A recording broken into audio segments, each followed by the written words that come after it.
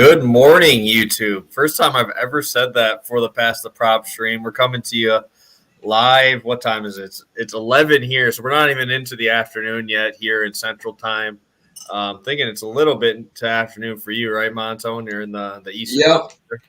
Yep. We just crossed over 12 o'clock, so I got a little bit more energy than you do over here, Yeah, I got my pre-workout ready to roll. Everything's rolling. I'm alive and kicking. Ate a lot of food yesterday. Watched enough football to get me in trouble. I just kind of freaking Swift got hurt. He's on my fantasy team. Waller got hurt. He's on my fantasy team. Luckily, Josh Allen got that garbage time touchdown at the end. Yeah. Pushed him over 30 points with that 4-touchdown game. FanDuel did well.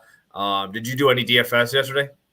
Nah, I kind of just watched the games, honestly, sat back, had some long shots going, but my fantasy actually went almost perfectly, right? Because I had a lot of people, we already have a comment about it. I was asking tons of people on Twitter for some help, with what to do with my fantasy team, because I picked up Tony Pollard, so I have him, and then I also picked up Tony Jones Jr. for the Saints. Nice. Who, could have been the bell cow, and he kind of was, but obviously they got absolutely shredded. And then I have Aaron Jones, who I thought was out. But Aaron Jones, they just made him questionable the other day. They kind of flipped the switch.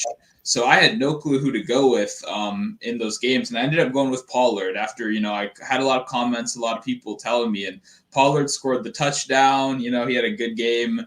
Got some nice receiving yards, and then Tony Jones Jr. ran the ball 11 times for 11 yards. So yeah, I went the right way there. I thought I was going to be screwed in my FanDuel DFS yesterday because obviously I had DeAndre Swift in both lineups. Yeah. And I'm like, oh shit, I'm screwed. Then Waller gets hurt.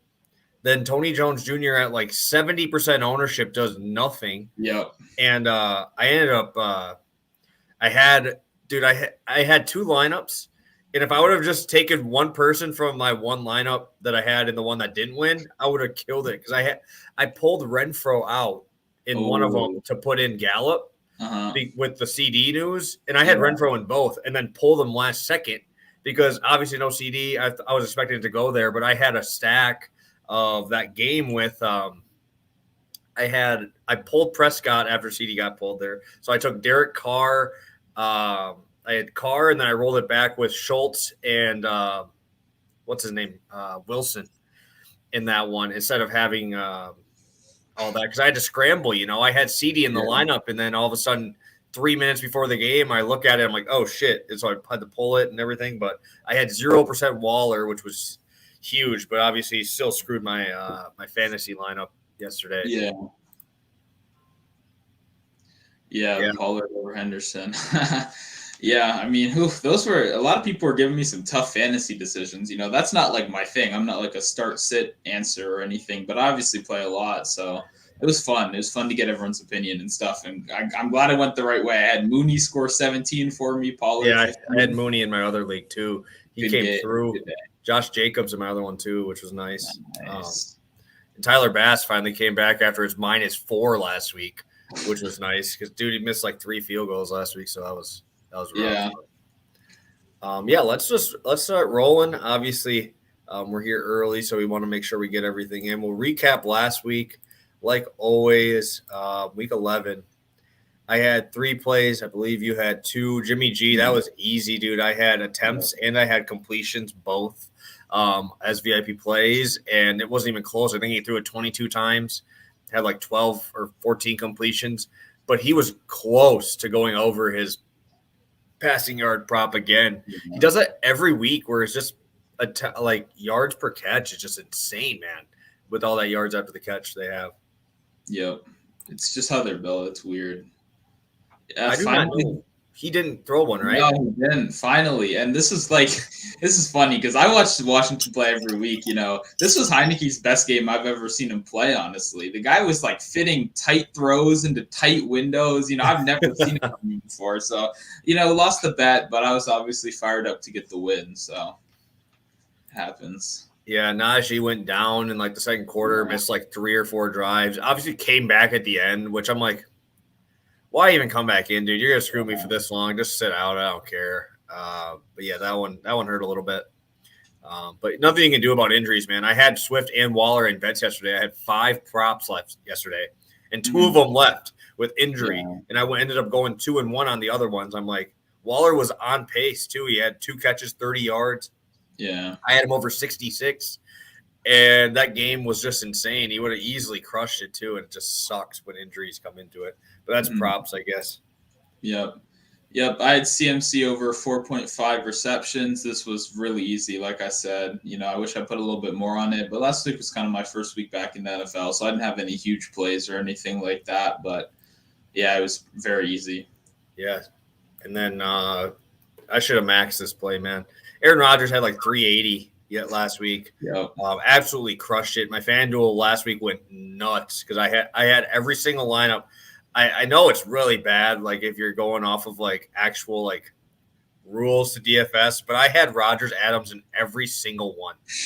Every single one I had him because Devontae was by far my biggest top DFS dude, and the dude just nuked it with 2 touchdowns. And then that 70-yard touchdown pass to Scantling at the end was a nice little boost as well. So that was really nice. CD obviously injured, got hurt, which again can't really do much about. Wilson shit the bed, so sorry guys, he was a piece of shit. So yeah, Ozuma was just it was like okay, it's whatever. It's like when you dumpster dive a tight end, he did okay for that. It is what it is. It didn't kill me. At that point, you're only looking for like 4 to 6. That's pretty much what it was. Yeah, it happens. We got a winner. Yeah. We got a winner last week. We did it. Yeah. Finally. Yeah, and like we were talking about this before, it was a pretty easy one to be honest. Yeah. Cam, I think on like the second drive, right? It was like first or second drive, something like that. Yeah, I think it might have even been the first one. It was the first score of the game. It was easy. Yeah, he was there. Devontae comes through again. He had 2 touchdowns in that one. Yeah, pretty easy. I mean, we had a good week last week. If you're kind of going through all the numbers, we're about 7 units last week if you count this as a full unit play, around that 6-7 unit mark, which is can't complain. Pretty good week on the stream here. Overall, we're sitting at 37.25. That's not counting our touchdown degenerate parlays that we throw together, but yeah, still pretty good record. I'm not good at math, so I won't be able to do that off the top of my head for you guys, but still pretty good record there. And so, yeah, we got 5 props for you, or 4 props for you guys. Actually, kind of 3 if you count the one-ish collab that we have going today. But we'll get started with your first one here. Yep, so it's Jalen Hurts over 47.5 rushing yards. So this is one that I feel like is probably going to be, I want to say, maybe even in the high 50s by closing time. So if you guys were, tuning into the show even before it had a name, you would know that Hurts is a guy I liked this year. Hurts was someone that for the first couple weeks of the season, I was on almost every week. He was my guy. I think I'm 3-0 betting on him this season. So yeah, I love Hurts. A lot of the people that were around at the beginning will know that, but even diving into it a little bit more, I laid off him for a little bit. I saw the Eagles play calling was just confusing. It didn't seem to be very pointed.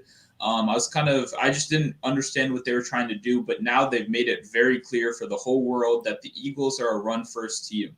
They probably should have been this all year. I don't know what took them so long.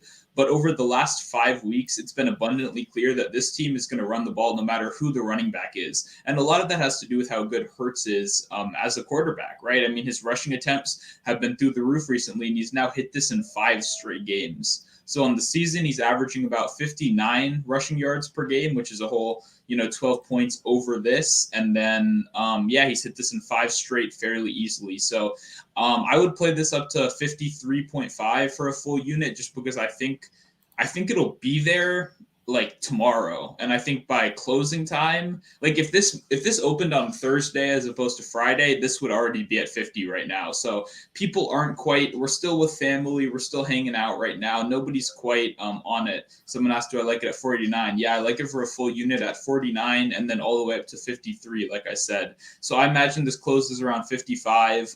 There I'd go for a half unit. But I just think he runs all over this Giants team. The Giants are 30th against the run this season. season. They've had their up and downs, but their defense is just kind of looking like a mess, especially last week where they just got absolutely slaughtered by the Tampa Bay Bucks. So yeah, I think this is a great spot. I think the Eagles keep winning games.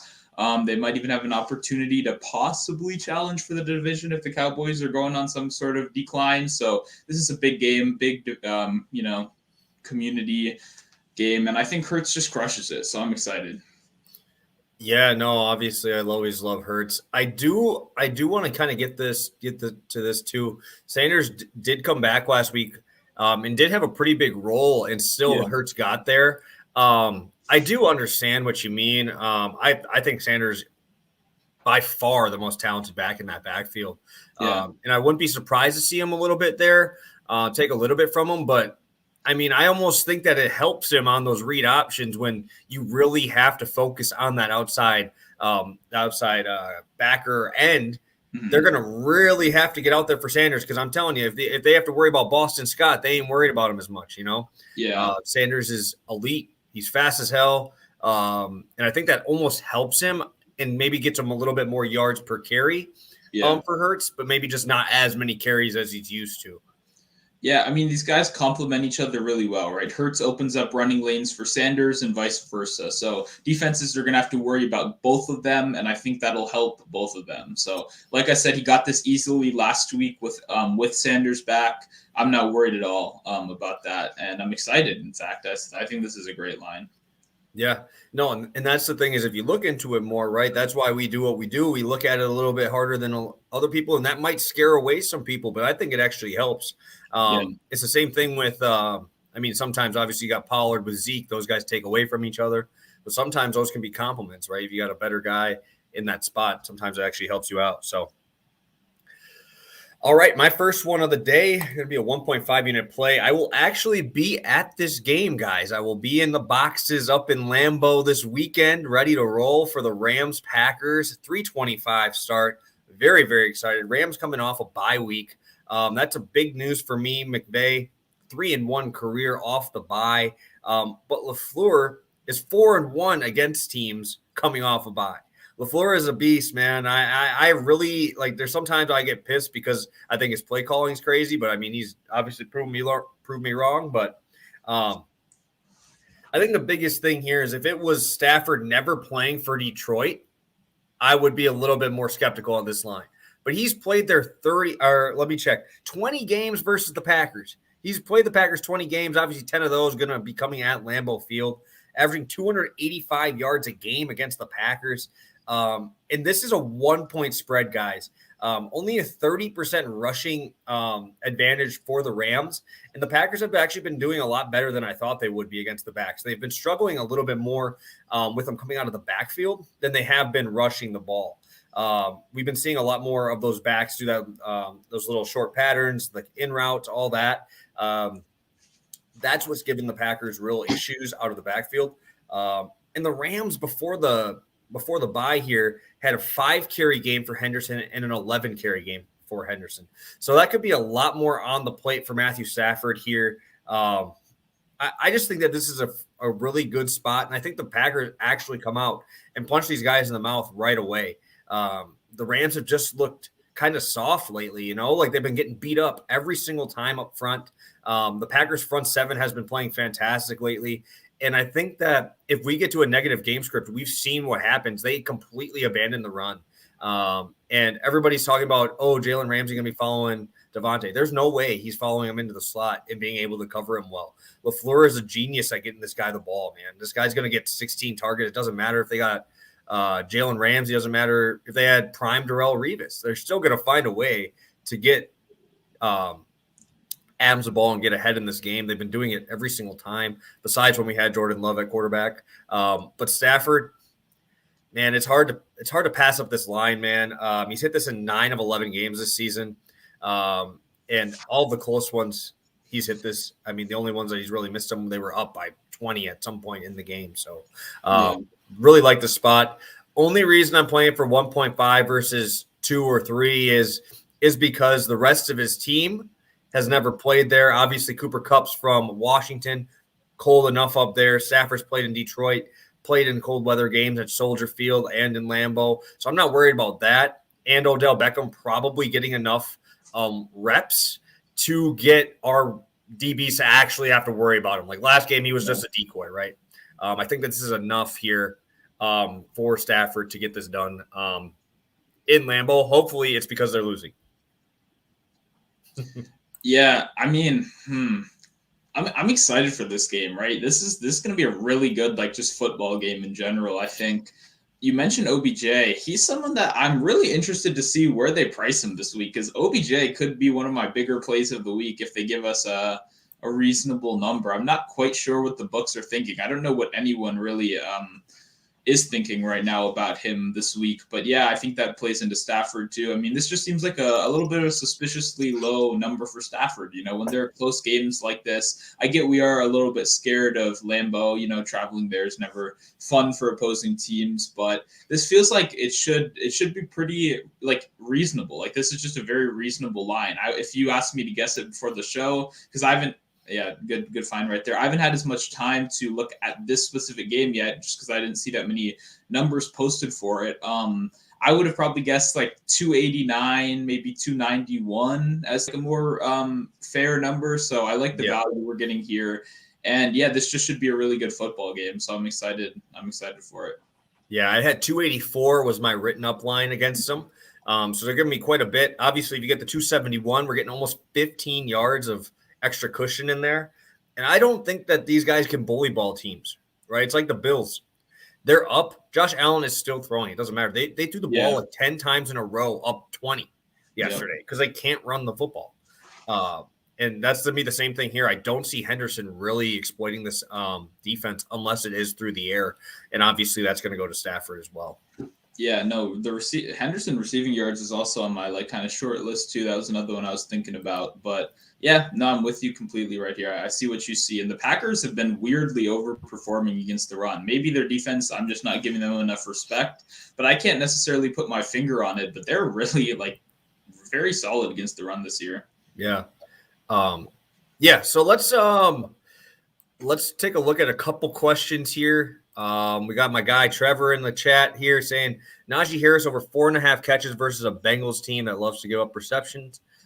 Plus money might be a good spot. I don't know. Have you seen anything about him practicing and stuff? Is everything good with him, or are they taking him slowly in practice or anything? Yeah, I think he should be good to go. I haven't read the practice reports yet, but I don't think there's any indication that he should miss this game. I guess my biggest worry for this number is just, I don't know. I feel like I'm very bad at picking the Najee Harris spike weeks, I guess, because those averages are really high because he has some crazy good games, you know. And the Bengals do have a good rush defense, right? So that when you have a good rush defense and you have a pass catching back, naturally he's going to get more involved in the receiving game. So I definitely I don't have anything negative to say about it. I'm just I guess I'm not fully convinced yet. I don't know.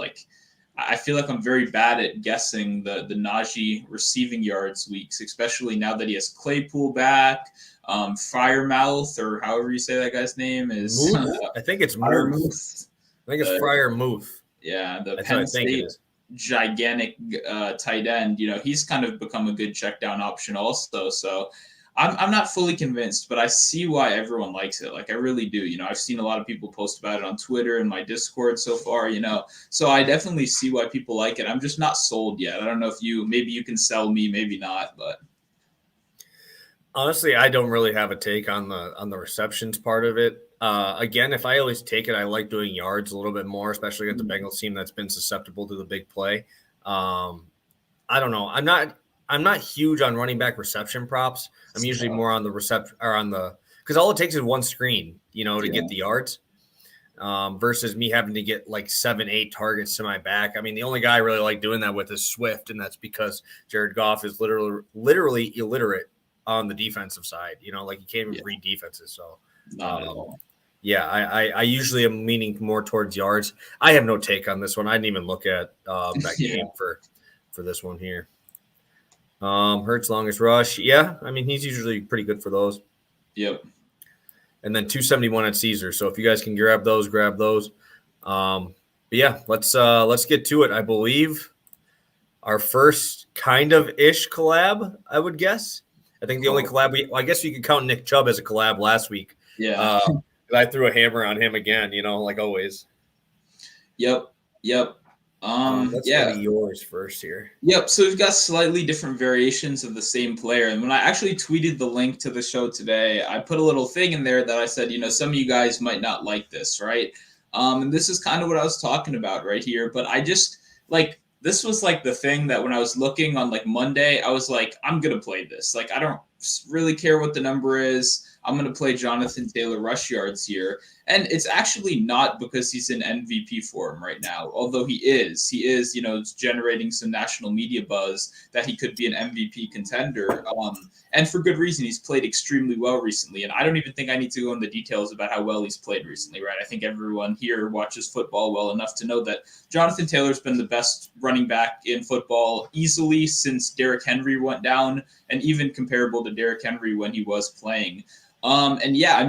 Pretty much what we have right here is we have the Colts, who have a very good run stopping unit right here, or run blocking unit, sorry. And then we have the Tampa Bay Buccaneers, who do have a very good run defense. And that's anchored by a guy named Vita Vea, for those unfamiliar. But something that has come up is Vita Vea is battling an injury right now. So Coach Speak is telling us that he probably will end up playing this week. But I was telling PPS before the show right here, but we're talking about a humongous guy, right? And to get back into game shape, it's not quite easy. So what I'm suspecting they do is I think he probably plays, 50% of snaps. And especially if this Colts offense gets off to a hot start where Vita Vea then has to come back on the field, he's got to really play a lot of minutes. I think that's going to lower his snaps even more because they're not going to want to risk injury for their best run defender, right? Last year we saw this when he went down, their run defense got drastically worse. He's kind of like a one-man unit over there. But yeah, Taylor is just in MVP form. I don't know what else really to say about this right now.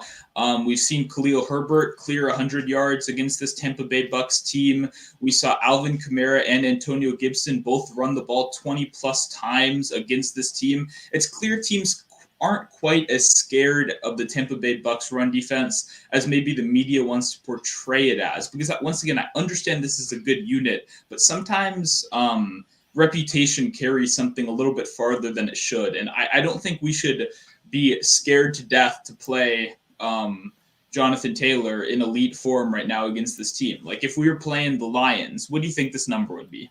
102, probably 103. I think it would. Yeah, I think it would hit triple digits too. So I guess that's just kind of my point right here is we're talking about the best running back in football right now, and going up against a kind of banged up defensive line, I'm willing to take the risk. I think they might hand him the ball 30 times this game. They did last game, and we'll see what happens from there. But I'm a big fan of Jonathan Taylor, and I know you are too this week. Yeah, so this is kind of an unofficial collab. I'm on the rushing receiving side of things, which honestly, if I'm going to guess, I would assume he probably goes over the rushing yards to get me to this line versus the receiving side. But he has had 3 catches in 6 of his last 8 games during this unbelievable streak of total yards from scrimmage and touchdown streak. Unbelievable. 8 straight games. I think he's tied the record. If he does it again, he breaks the record for most 100 yards from scrimmage and touchdown in a game.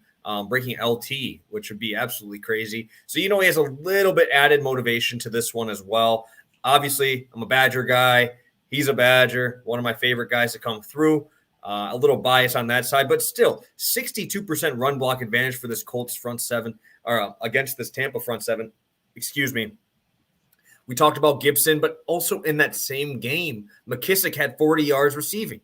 So again, there's still opportunities to get catches, to get yards after the catch. Jonathan Taylor is obviously elite in space. I think both of these plays are great. If Vita Vea does come out and say that he's only going to play about 50% of snaps, this probably goes to a 1.5. And if Quentin Nelson is in, this probably goes to a 2.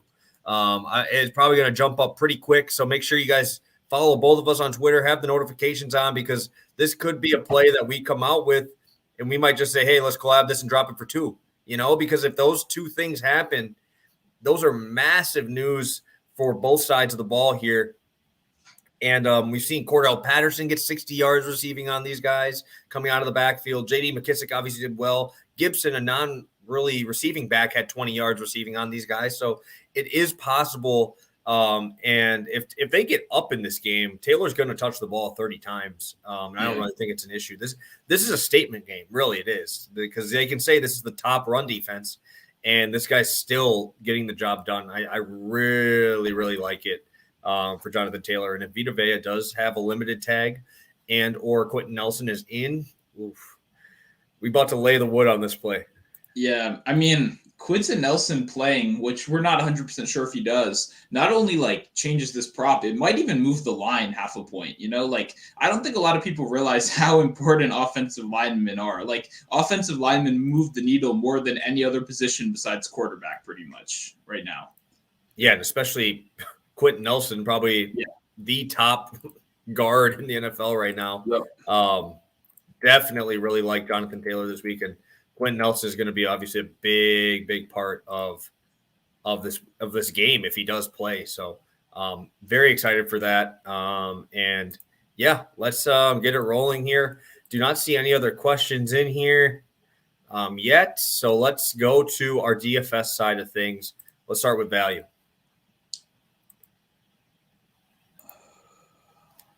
Firemouth. Yeah. Sorry, I was like looking at it. I was like, what the fuck is this? I don't know how to spell it, so I just put Patty. Yeah, so we're going to the Penn State alum here. And yeah, so I kind of went into this a little bit earlier, but all I'm going to say going back to it is this is a guy that we're now seeing him get about four catches a game, probably 6 catches a game. He's a huge red zone threat, and Eric Ebron will miss this game, which is more good news. It just means more of the snaps for Firemouth.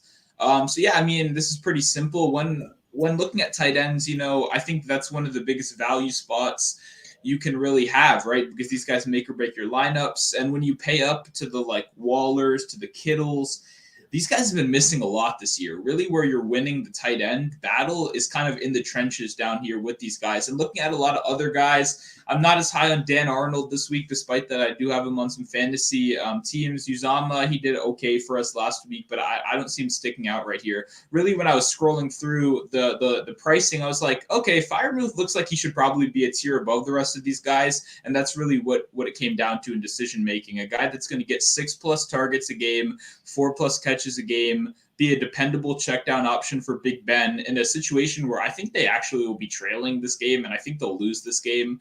I think that's good for the game script. Less rush blocking, more pass catching, more running routes. The more opportunity, the better. And I really wouldn't be surprised if he grabbed a touchdown. Like I said, he's a huge athlete. He's a good athlete. And, he's got the Penn State fan base behind him. He's a very popular guy. So I think he has a good week this week. And I don't even think he'll be as popular as he should be. So I'm pretty in on Firemouth this week. And he's also got an awesome name. So we've got that going.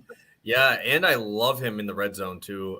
Ebron being out is a lot bigger news than people really give it. Yeah, it allows him to get to that front side, to that number one role. And Big Ben always loves the tight end, right? Whether it's Heath Miller or all those freaking dudes from his past, he loves the check down. He almost kind of dives into Najee Harris's numbers because when Najee Harris was going off at the beginning of the season with all those receptions, Firemouth was barely playing. He wasn't playing that much. And Ebron is not as athletic and or open and in space like he is. So I really do like this spot here. And I think he's a great value. I'm on Javonte Williams from the Broncos. Again, there's a few things I love to exploit, guys, right? And it's the Chargers run defense, Houston run defense, even though Houston is actually the number 2 ranked defense this week on FanDuel. They are the second highest priced defense because they are playing the Jets with Zach Wilson at the helm this week. So that is a crazy stat. I never thought I would say that once JJ Watt left and they lost like Merciless and Cushing and all those guys. I never thought I would say that they're the number 2 ranked defense on a DFS spot, but beautiful spot this week. I love Javonte Williams. I think they're going to start kind of feeding him a little bit more as he is probably the guy of the future here. But I'll always like taking the Chargers or taking up against the Chargers run defense, or they're going to try to funnel. I always like taking the underneath route guys as well, right? They love to play the 2 deeps. So take the guys who come across the middle. I think this is going to be a close game. I think the Broncos are going to actually put up a pretty good fight. against the Chargers. I think the Chargers are gonna be coming off that high from last week as well in the primetime game. So I like Javonte Williams. He's only 5,800 on FanDuel, which I think his equity in this offense and his ability to catch the ball in the backfield is definitely going to get him around that. He's going to pay that off pretty easily as a value play here this week. So I love it. He will be my DFS value for this week. Yeah, I just before we go past real quick, I'm writing up the Chargers Broncos, and no props are out for that game yet, but that'll be something to monitor for sure, right? I mean, this Chargers run defense is terrible. You went into it a little bit, but I just wanted to throw that out there. That definitely going to be waiting for the props in that game because Williams is really good. That's a great matchup. Yeah, he's so underrated in my opinion. It's just because no one talks about this team because they suck now. Yeah. So I mentioned this in our last stream when I played against the Chargers run defense. They're the second worst in yards before contact on the defensive side. Over 2 yards before they make contact with their defense. So 2.19 is the number. So terrible. And I take Javonte in space before any of these backs. So love the spot here.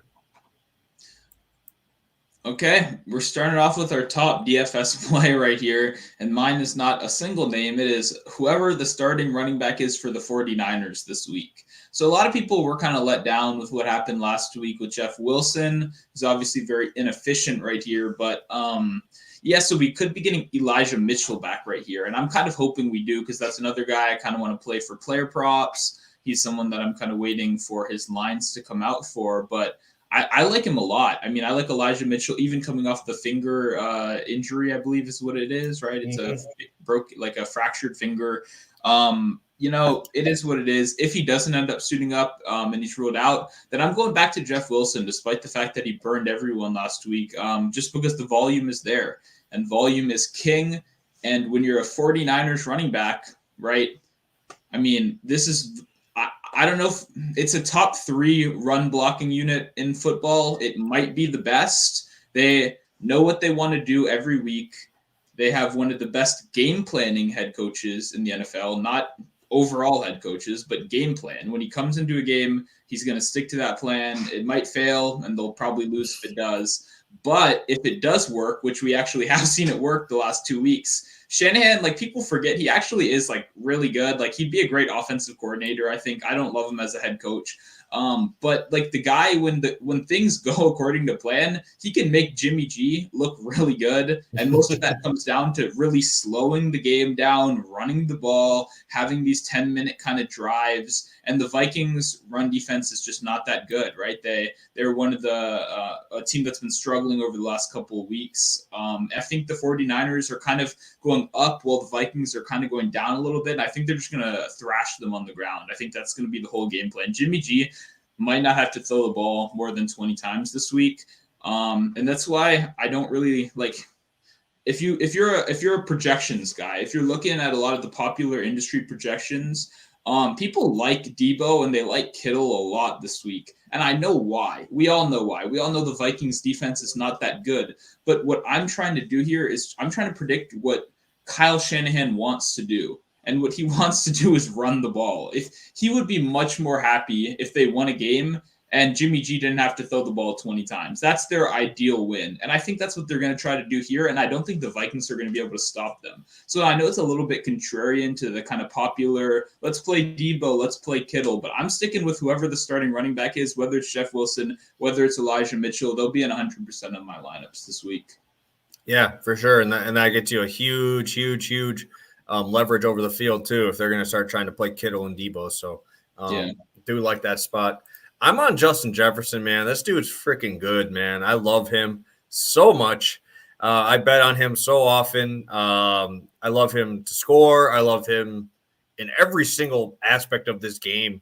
As we said, San Francisco's probably going to be ahead in this game. We are getting primetime Kirk Cousins, which is absolutely trash. If he plays at noon, I bet you he's an MVP candidate every single game. If he plays at 325 or 720 or Monday Night Football, this man's a bottom 15 quarterback in the NFL. It's crazy. I know. Just look up the numbers. I'm just telling you. He's really bad in prime time, which means they're going to be losing.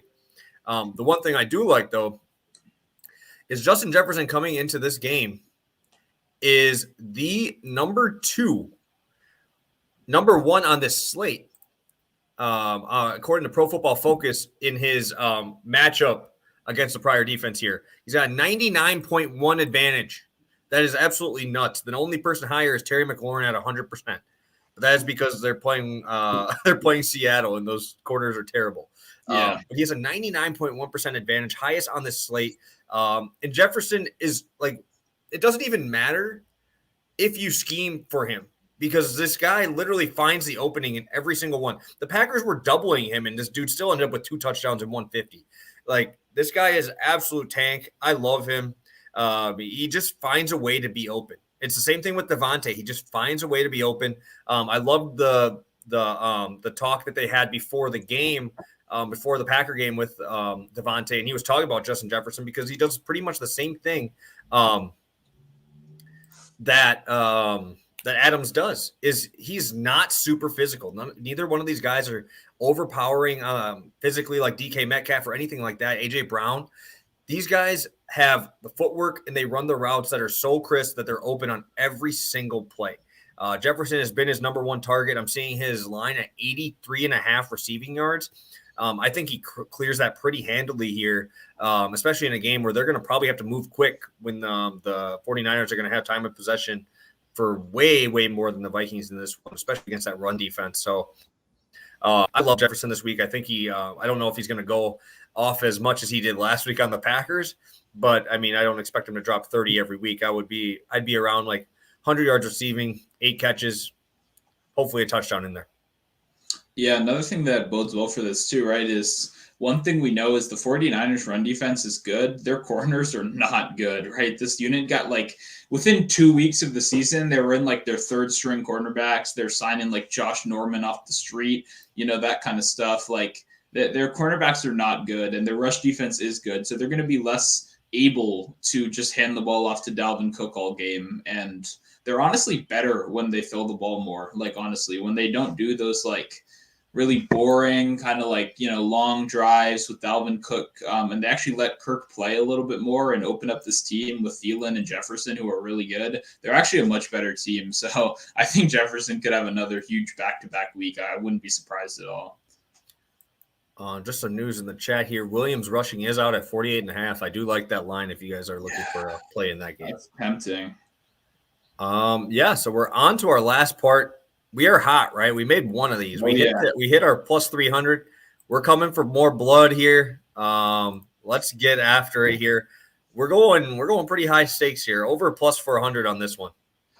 Yep. It's just like when I'm at the YMCA and I hit a 3-pointer, I'm hot. It doesn't take 2. It doesn't take 1, and I'm in the zone. So we're going back to the guy that scored for us last week. It's Cam Newton. This guy is going to dominate the red zone possessions. And the fact that this is plus 150 on FanDuel, like, kind of shocked me, honestly. I was like, because last week it was plus 130 for most of the week. And I was thinking, okay, we probably get plus 110, maybe even money. But they're giving us a huge number, and I'll take it 10 out of 10 times. The Dolphins defense is more susceptible to getting beat by the pass than the run. So I get that's probably why the number went up a little bit. But once this team just gets in the red zone, it's just going to be like, okay, Cam, you can try to run it in 2 times. And then if that doesn't work, we'll throw the ball. And for a guy that just every time they get in that area, I mean, he has like the same like running like red zone market share that like the best running backs in the league have, like Jonathan Taylor type stuff. So if we're going to get that every week, then I'll just keep going back to it. Yeah, especially with CMT coming off that injury too. You don't want to run him into that wall every single time. You got a big ass quarterback, been out for 8 weeks prior, so his legs are fresh, ready to roll. Plus 150 is nuts. You know what else is nuts is plus 10 or plus 110 on Justin Jefferson to score on these dudes. Again, don't have too much else to add to it besides this dude is literally 99% better in his matchup than who's going to be guarding him. Kirk Cousins has been throwing his way, 3 touchdowns last 2 weeks. That's always been kind of the big thing is Thielen's been getting all the touchdowns. He hasn't been able to, but now it's kind of flipped. In last game, both of them scored. So I think that we're definitely going to see that a little bit more. San Francisco's front 7 is pretty good. So I think Cook is going to be a little bit more nullified in this one than his 25 carry games that we're kind of accustomed to seeing. But yeah, love Jefferson this week. Love Cam Newton this week. If we can go back to back in 8 units back to back on these two would be absolutely nuts. I'm excited for this. Yeah, man. I mean, also, this is kind of weird, right? Because most of the time we normally expect a guy to score in the red zone. I feel like Jefferson might be more likely to score from outside the red zone. Like, I've watched a Yes, lot of 49ers this year, and they get beat deep a lot. And we all know he might be one of the best deep ball receivers in his second year already, you know? for So sure. I mean, I like this one a lot. You know, we say it a lot, but last week we hit it. We're going to some very similar players again this week.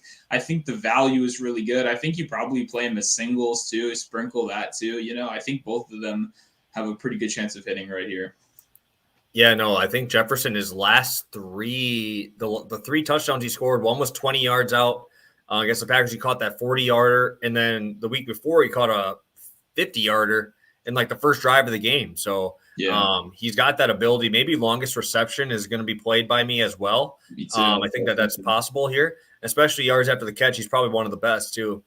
He ain't Debo, but he's up there. Yeah, that's for sure. But I don't think we have too many other questions in here. Obviously, it is weird time. It's we're here at 11 a.m. Yeah. at my time. So, You got people snoozing. They slept in after Thanksgiving, ate a lot of food. You know. yeah. So let's do our recap here, and we'll cut it quick. Damn, 20 minutes off of what our usual time is. Maybe get to see the end of this Michigan State game that I got some money on here. So There we go. let's recap here. First one for you. Yep, Jalen Hurts over 47.5 rush yards, and I would play this up to 53. And then next up, Jonathan Taylor over 79.5 rush yards. Like we said, we got to monitor this over the course of the week. Could be an even bigger play. And then I went with Pat Freiermuth, the tight end for the Steelers, and he went with Javonte Williams. And now I went with whoever the starting 49ers running back is, whether it's Elijah Mitchell or Justin Jefferson. That's who I'm going with. We're a little far out. And then he went with Justin Jefferson. Perfect. Let's go to mine here. I'm rolling with Stafford against my Packers this week. Make sure if you're watching this game, betting on this game, look for me a little bit. I'll be the guy pounding on the glass up there. I'll be ready to go. All decked out. Probably gonna be repping either my Nitschke or Reggie White jersey, and those don't come as losers, man. We're gonna win some money when I'm wearing those. So got my Stafford over 272. Look like we do have 271 at places.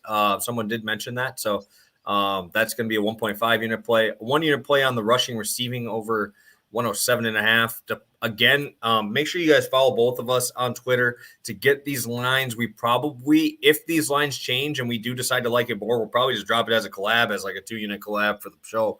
Because I think that both these spots are nuts against this, especially if Nelson does play. You mentioned the DFS ones. I will mention the touchdown parlay, which is Cam Newton and Justin Jefferson at over 4-1 odds, which I think is just absolutely absurd here. I think we're going to get great value on this one. And yeah, I really like this slate. It's a smaller slate, obviously, with the Thanksgiving games being played already. But we have some pretty sharp lines here. And I think that they're pretty nice looking. When I'm looking at the slate, I know we only have 4 plays, but damn, I do like every single part of this slate that we have already, and we don't even have all the games out yet. Yep. Like you said too, got to emphasize, make sure you're checking out. Like you just said, I mean, there's only like 4 games posted so far, so both of us are not done for the week, and you guys can count on that. You just gotta be on the lookout on Twitter, YouTube, everything. It's right down below. Yeah. Perfect. So thank you guys so much. Appreciate every single one of you guys tuning in here. Thank you guys for the kind words, Jason and Ryan. We love doing it. We'll be here on Wednesday. Unfortunately, this Wednesday wasn't able to work for us. Traveling a lot for the holiday. So we will be back here Wednesday for some NBA action. But thank you guys. Hopefully we're giving you some good news on Wednesday that this weekend went well. So we appreciate you guys tuning in.